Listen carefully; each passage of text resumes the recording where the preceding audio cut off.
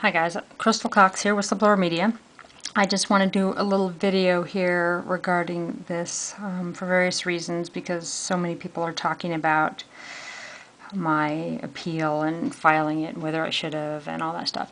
So I'm doing a video on a day that I said I was going to take a day off so I could do my taxes. Well, I am doing a video even though it's cutting into my crazy time, which you know I love my crazy time.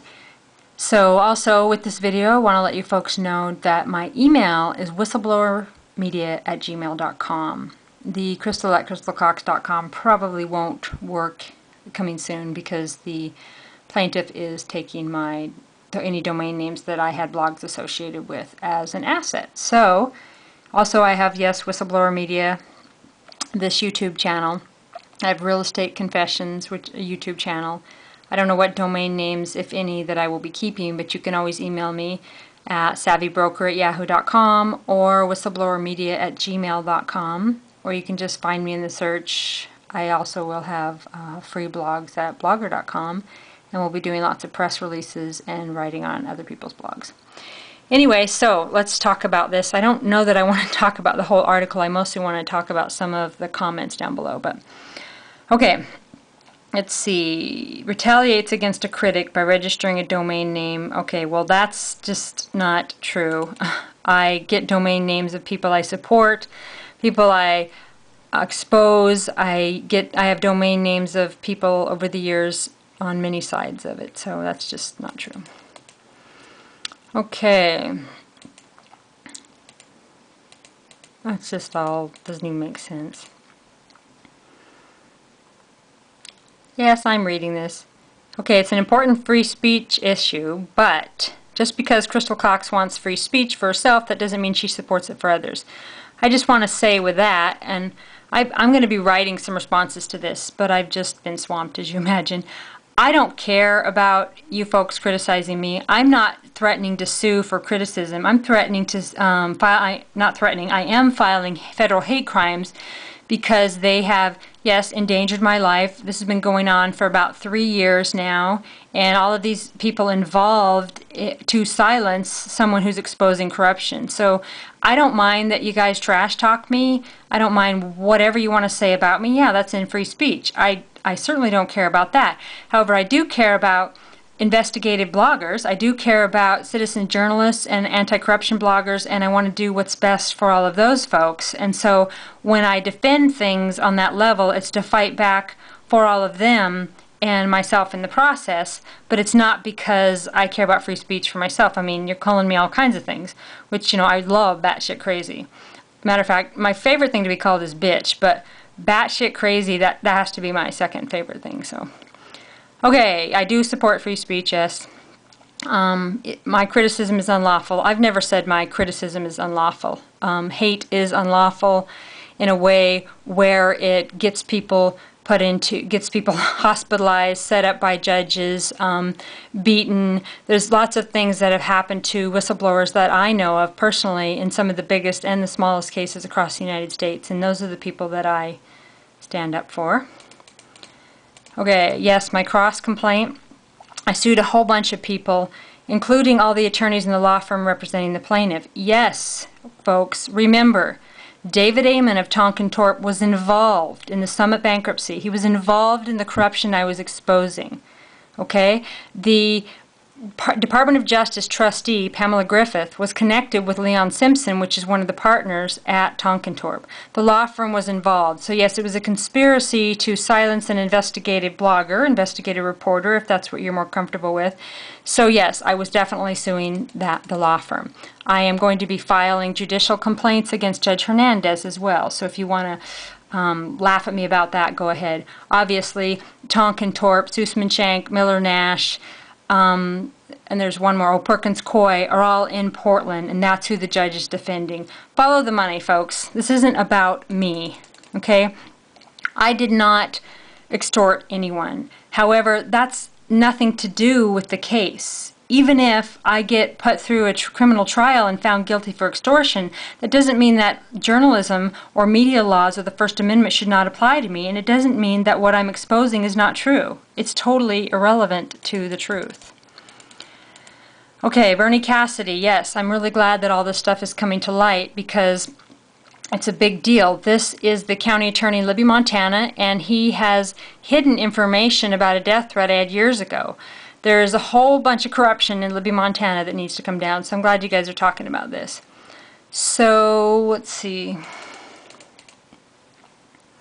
Domain names of enemies. No, I registered domain names of all ideas that I've had over the years. At one time, my business, my partner and I had 7,000 domain names. That was like 5 years ago. So I am a domainer. I was a domainer. Now I'm down to a smaller amount of domain names because I've, lost them over the years due to financial stuff. However, my voice keeps roaring, and as the plaintiff takes the rest of the domain names I have, I will still be writing online, and I'm also going to be doing quite a few videos. So, well, Stephen Lamont, if you go to iviewit.tv, or right now I have www.deniedpatent.com, but you can Google Warner Brothers and iViewit, Prosecutor Rose and iViewit. Everything that's in video right now, it was invented by these I think it was 4 or 5 guys, and Elliot Bernstein was the main founder and inventor of the iViewit technology. It's worth $13 trillion. Everything in video and that technology belongs to these inventors, the rights to. This invention was stolen by the patent attorneys that they hired.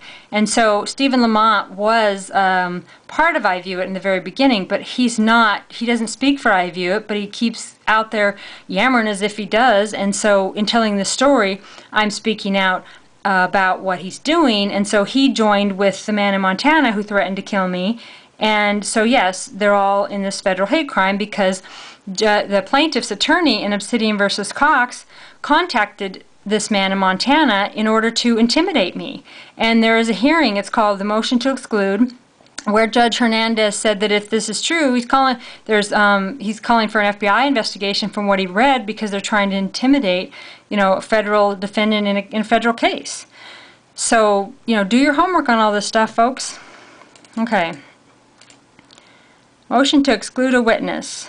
Okay, yes, that is it. Definitely. And freakishly narcissistic free expression, extreme hate and intimidation. That's true. Been facing that for years. Okay. I'm not asking readers to evaluate emails. I'm just saying that these are the emails. They've posted parts of emails. They didn't check with me. They certainly didn't get both sides. They're certainly defaming me and inciting hate. And apparently that's legal as long as you work for Forbes, the New York Times, or you're Marc Randazza, So, anyway. No free speech defender. I am an anti-corruption blogger. I support whistleblowers and people that get under extreme duress because they talk about corruption in their local area. They are subject to economic terrorism. They're run out of town. Their businesses are ruined. Some of them are put in mental institutes.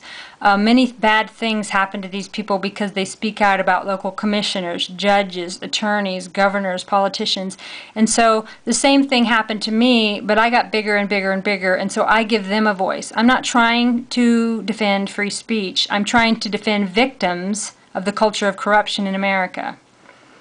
Nope, I'm not a First Amendment advocate. So, again, this is a First Amendment issue for folks like you guys.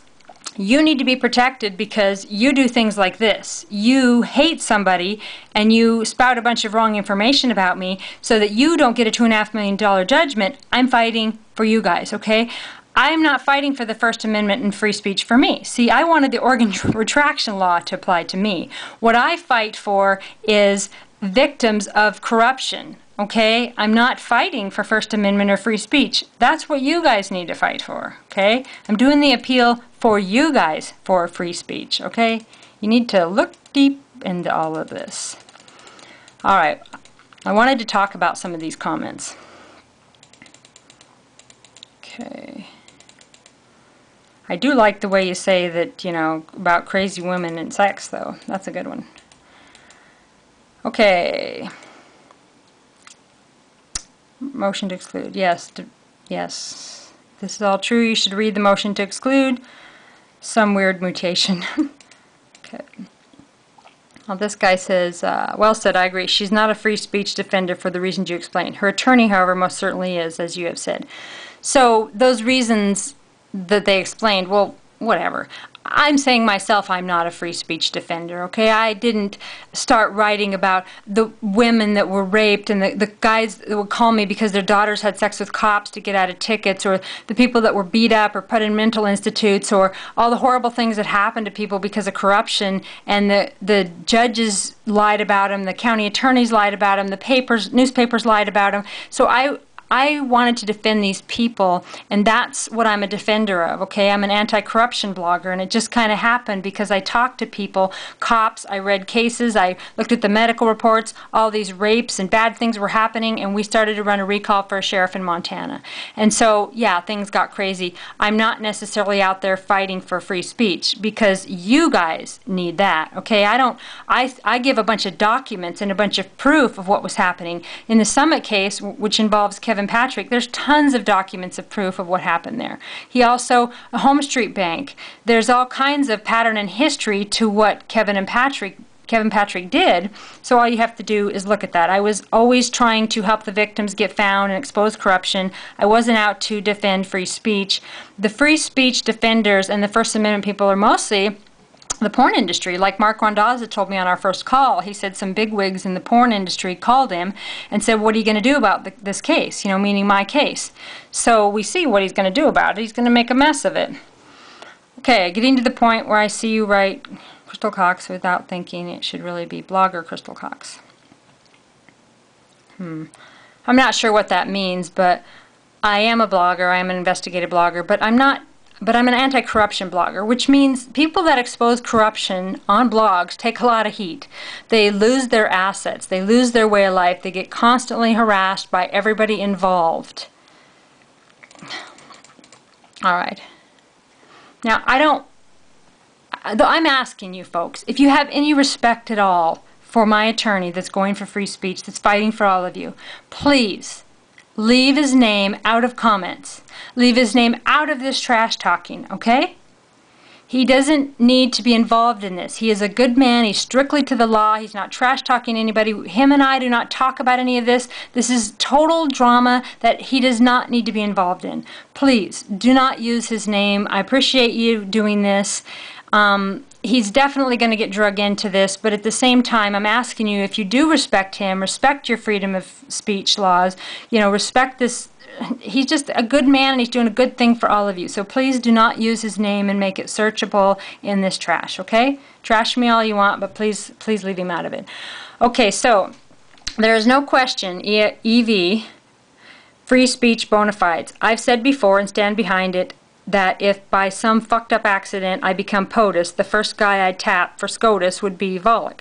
Okay, well, I guess that's some legal thing. I don't even really know what it is, you know, but because, you know, I'm pro se attorney, but I'm not saying I'm an attorney like some of these comments do. I'm saying that I am, well, I'm certainly smart enough to be, but I don't want to spend the next 5 years in law school because, you know, I got things to do, like buy domain names, and, you know, it cuts into my crazy time. Okay, I am, however, not pleased to see that she's going to take this to the Ninth Circuit. Okay, Marc Randazza emailed me the 14th of December and said that he would represent me on appeal. So, he never spoke anything in our first call about a motion for a new trial, though somewhere in here, and we'll come across it in a minute here, he says that that's a good idea. He never talked to me about a new trial. In fact, he advised me that maybe I shouldn't appeal because it might make bad law. And we'll get into more of that later. However, to say that he's not pleased I'm going to the Ninth Circuit, you can see where he emailed me and said he wanted to represent me, that he'd pondered it, he'd thought about it, he wanted to represent me, and that was on December 14th. So now, what does this mean? Okay, she's not about free speech, she's about ego and insanity. Well, don't egotistical and insane people need the rights of free speech? Don't they deserve it? And again, I'm not fighting for free speech, but you guys certainly do need some free speech rights. I mean, you're going all willy-nilly here. Okay, I find it unfortunate that E can't convince her not to appeal. Really? Well, what's the political agenda of Marc Randazza here? I mean, he certainly tried to convince me that if I appealed, it'd probably be setting bad law in a higher court, and that maybe I shouldn't do it, then my case could be used to lobby. Then he turns around and offers to represent me. But in the meantime, between the 10th of December and the 14th of December, he was negotiating with the plaintiff as my attorney without my permission in some deal I still have no idea what it was about. Okay, naturally, if she's going to appeal, I'd rather someone like E handle the appeal than let her go pro se and fuck everything up worse than she did in the trial court. Oh, poor baby Mark says I fucked everything up. Well, guess what? My job that I have given myself is to expose corruption. I got them to perjure themselves on the stand, and it will be used against them later. They took away 500 documents of proof of that source. So, yeah, maybe I fucked it up, but you know what? I got a lot of information in the courts that the Department of Justice, the FBI, the Attorney General, nobody was listening to. Okay? They're listening now. People are looking at it now, and that's what I was fighting for. I did not fuck it up just because it's a bad decision that affects you. Wham, wham. I didn't need the shield law to apply to me. I needed the retraction law to apply to me. I needed the law to apply to the truth. The judge has enough information to know that bankruptcy codes were violated, and he does nothing except for accuse me of a criminal act in a motion to deny a new trial in a civil case. I mean, look deep, folks. Follow the money. Okay. Let's go down here. I want to talk about how this is, I do think this is really funny, though. I do like that one, but... Okay. Yeah, you guys did threaten my kneecaps, okay? You did threaten me. When I took the video, I seen you folks talking about threatening me physically, so I don't know what you're saying here. Yeah, it's only in comments, and you're just yammering and talking and visiting. Well, whatever. You still threatened me. All right. This guy here says, Mark, I would think that if E thought CC shouldn't appeal, and had tried to convince her not to appeal, he wouldn't be representing her on appeal pro bono. Seems he would have clarified what he was agreeing to before he entered his appearance in the court. I don't think he is being dragged kicking and screaming up to the Ninth Circuit by Crystal's ego and insanity. I don't really understand, I guess, what was it? Where did Mark say about the ego and insanity thing? Oh, that I'm about ego and insanity. Right, okay. Right, but the case is not, okay? You can think that I'm about ego and insanity. You can think anything you want about me, but there is a precedent set for all bloggers. See, I looked at documents. I looked at real evidence. I talked to people that were involved. I posted this information. I was sued for something I was doing to expose corruption in the U.S. bankruptcy courts and to give whistleblowers a voice and anti-corruption bloggers a voice, and I lost. And you folks could lose the same. You can think that I'm crazy, and you can think anything you want about me, but that post that I went to trial for was because it was more factual in nature. I was given a summary judgment on all the other stuff that was all crazy, right? But the thing is I was trying to just give my opinion and get in the search engines, get Stephanie DeYoung's blog in the search engines and all the documents and the videos so people could look at the proof themselves. I wasn't necessarily trying to get people to look at me or my writing, and everybody loves to keep trashing my writing, but you know, even if I spell everything wrong, it doesn't change the truth. You folks aren't listening to the victims that I'm giving the voice to, and that's the important issue here, okay? You guys could have something happening in your family, a corrupt judge, a lawyer, somebody that is railroading you, and you email me, and I get your story to the top of the search engines immediately, and then they back off. It's weird, but they do end up backing off. And is that extortion? No, that's not extortion. That's exposing actual documents in the case, actual proof, and then they know that they cannot railroad this person because there's an extra set of eyes on it, okay? That's what I do. And call me insane and call me crazy and whatever. Okay, mentally ill, yeah, I love that one. Okay. I am certain that E is not being dragged to the ninth, but here's what I think. E knows or should know that the likely outcome of this appeal will not be good for anyone. E tells Cox that and says you should not appeal. Okay. E never told me I should not appeal. Only one man told me I should not appeal. Marc Randazza in our first phone call told me that maybe I should not appeal and that he was talking to other people in the First Amendment bar and that it seemed like that if I did not appeal that maybe they could use the case for lobbying for new laws and that if I did appeal and lose, it would make it worse. So E did not ever say that. That is absolutely not true. Okay, Cox says, I'm going to appeal anyhow. Okay, well, I was going to appeal by myself. I had a bunch of people tell me they definitely wanted me to appeal, and so I was planning on appealing. Then I got a bunch of phone calls from people and emails saying, you know, this is very important to citizen journalists. I was interviewed on radios. The Occupy people contacted me, and they said, this is very important for us. Please appeal, and please use an attorney. So I thought, well, maybe I should appeal with an attorney, because I didn't want to set bad law. Like Marc Randazza had said, I wanted to do things for the greater good, and I thought Marc Randazza was an authority, and he talked to the other people, so I thought maybe I should not appeal. And I thought, well, if I do, I certainly shouldn't go pro se.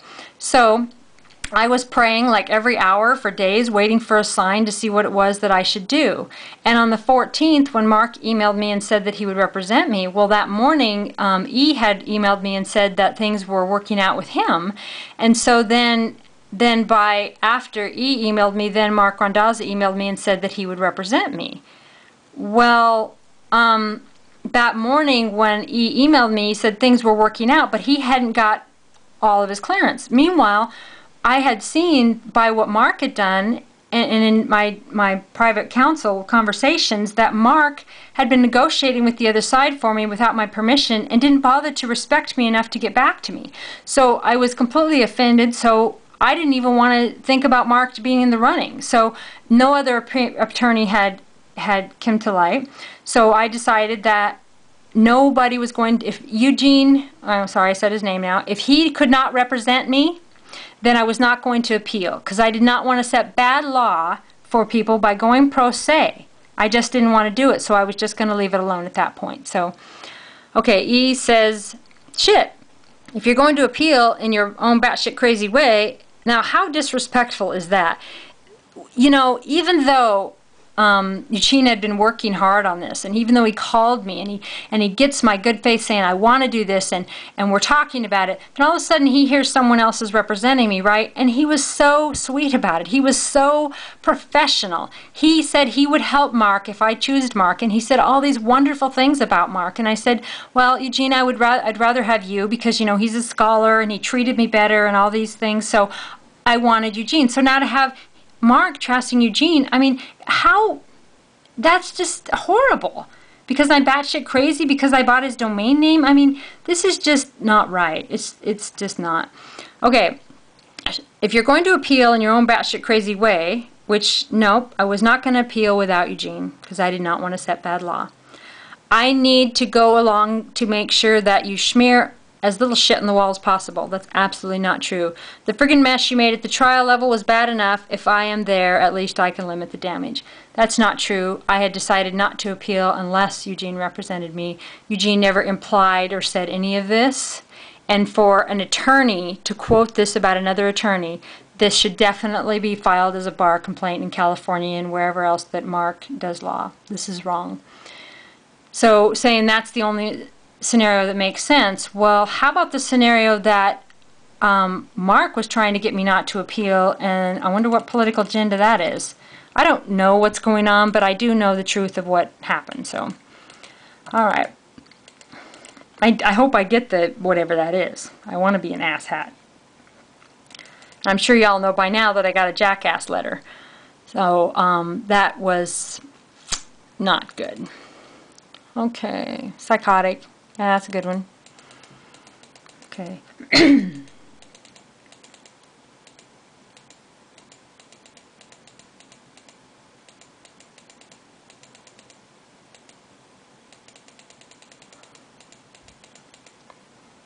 Okay.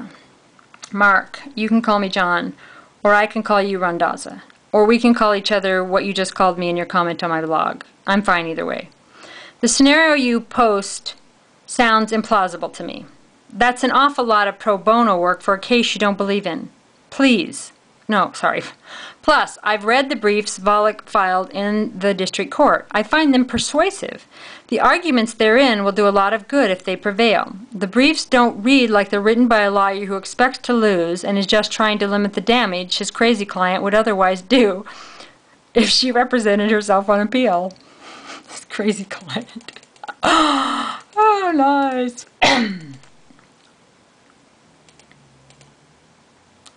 Okay.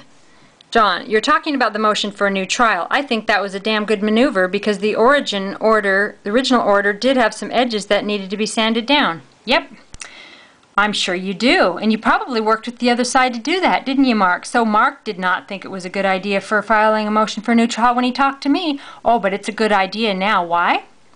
Because a corrupt judge who refused to file a conflict of interest form, who's connected to, Gordon Smith and Ron, I think it's Wyden, the politicians in Oregon. He's connected to, he wasn't even a judge, folks. Look at the record. He was sworn in as a federal judge after my case was filed. My first judge was Haggerty, Answer Haggerty.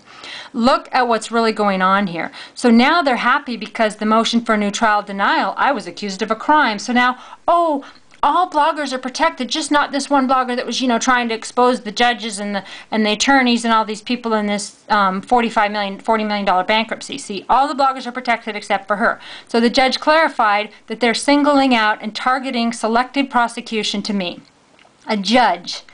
And I asked him several times in the trial, I said, look, if you're accusing me of a crime, I want a criminal attorney. And the judge said, no, you're not being accused of a crime. If you are, plead the fifth. So now I'm accused of a crime in a motion that denies me a new trial. I have no way to respond, and I'm just convicted and I'm guilty without even being in a criminal trial, without being on trial for a crime. Why doesn't the judge file a criminal complaint against me? Why doesn't the judge file a criminal complaint against Kevin Patrick and Obsidian Finance for all the evidence that I've given them, and most of it they just found as hearsay and threw out? Well, it wasn't hearsay. It was fact. They never even proved that whole post was false without a doubt, okay? So basically, yeah, they're pretty happy about this because it did get sanded down, and now, well, Crystal Cox is a criminal, and therefore she's not media, and therefore the truth is